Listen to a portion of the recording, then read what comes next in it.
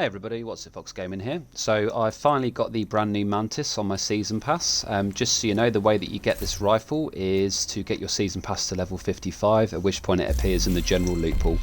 So just farm sort of high XP missions, control points, try and get your directives on, and then when you do hit that rank 55, you will get the Mantis sniper rifle and a pretty cool Negev skin by the looks of it. So the Mantis is pretty awesome. I've put it onto my Headhunter build that I showcased in a previous video, and I'll link that in the description if you want to see it. Works really well with aces and eights as well, so you can build this however you want as long as you've got that Headhunter talent. But yeah, you don't need to run that with Mantis. The way that this works is it all plays around your decoy, giving you a big weapon damage bonus. So I'll read out the description. Your scoped view displays additional information about enemies not targeting you. Headshot and weak point damage against enemies not targeting you is amplified by 50%, which is mental. Headshot kills reset the cooldown of the decoy skill. This bonus will wait until the decoy goes on cooldown if currently active. So it actually stacks that cooldown reduction if your decoy's already out, which means you have basically 100% uptime. It's quite easy to know when the enemies are targeting you, apart from the obvious fact that they're not shooting you. You know, it actually displays it in game. So let me go to a mission. I'll load in and I'll quickly show you how it works. But it's really nice. For the most part, with my Headhunter build, I've been using White Death, and I was originally using Nemesis, but I've switched to an SVD. So I've just got a quick rate of fire sniper if something rushes me, and I don't have to worry too much about the headshots. What I like about the Mantis is it does come with 8 in the mag, which is really nice, but it does reload after every shot, which does pull you out of your scope, so that makes it a little bit less effective, you know, compared to something like a White Death without a scope. But even that does the same thing with a scope, so it does play like a standard sniper. Well, let's get rid of all these directives first of all. I don't want to die straight off the bat. You want to get Isaac back online across so you definitely want to be playing this with a decoy, and then your secondary skill, use what you want. Rare scythe could be pretty good here. We should be able to do that at the NOAA headquarters building. Let's get the decoy out. So when you have this gold thing above their head, that's when you're getting the extra damage. And like I said, this works really well with Headhunter, because obviously you want to be getting headshot kills. When they do target you, you will get it. The orange circle around their head goes to a like a red, like that. So now he's targeting me basically, so I've lost the damage buff on this guy here. But of course, with my decoy,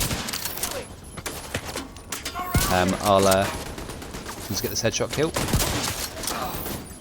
There you go, decoy's already straight back, so get that out again. There you go, they're no longer targeting me. Now I tested this in PvP, unfortunately it doesn't work.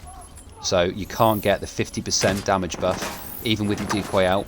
I've got my friend to just do a complete 180, so there's no possible way that he could have been looking at me, and it doesn't work, which is a bit of a shame, but not surprising. I'm not too sure what the extra damage that it, because it says it shows extra information. It seems to highlight their weak points and their head hitbox. I'm not too sure what else, what the other information displays. Let me see if I can find out once I've got a kill.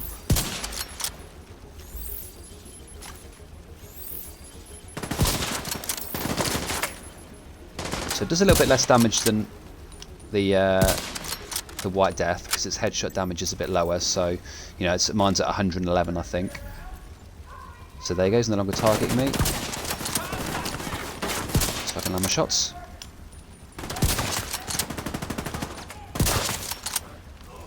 Yeah, it definitely works really well with Headhunter.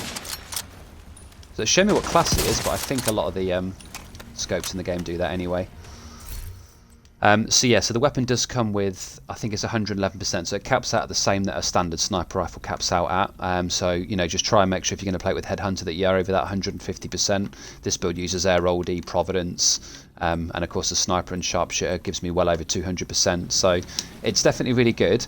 It doesn't seem to do as much damage as my White Death, which is a little bit disappointing. But that's not the point of this weapon. The whole point is to take the heat off of you. So in solo missions, this is going to be really good, because Headhunter relies on you getting the headshot kill to sort of continue on with the damage buff. And of course in solo play, and even group play to an extent, if everything's targeting you and flinching you out of your shots, it's quite hard to do. So I feel that this is just a natural pairing for Headhunter, as it just takes all of the heat off of you. And whilst in PvP the decoy threat level gets reduced, so if you're in the dark zone it's not 100%, even with 0 skill tier it's 100% threat. And the only way that that pulls the threat back to you is the same with, you know, same how threat normally works. If you're doing more damage, then the threat will be redirected to you. But for the most part, it does take it off. And the fact that you can just sort of get your cooldowns reduced on your decoy with this weapon is awesome. So yeah, get grinding out those high XP events. As I say, missions, do your manhunt stuff, do control points, try and put on as many directives as possible.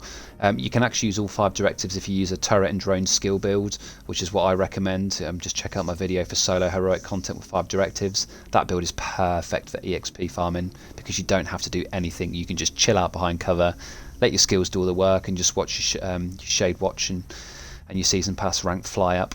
But well worth it. It's a really nice solo play weapon and a really good pairing for Headhunter. So that's it for the video. Thanks again for coming back and watching this. I do appreciate that continued support. If you do like the content, a like and a subscribe go a long way for me. And if you do have any comments on your thoughts to the Mantis, please let me know. Do you think it's good? Do you think it could be a little bit more powerful? I'm really interested to hear your thoughts. Thanks again for watching. Peace.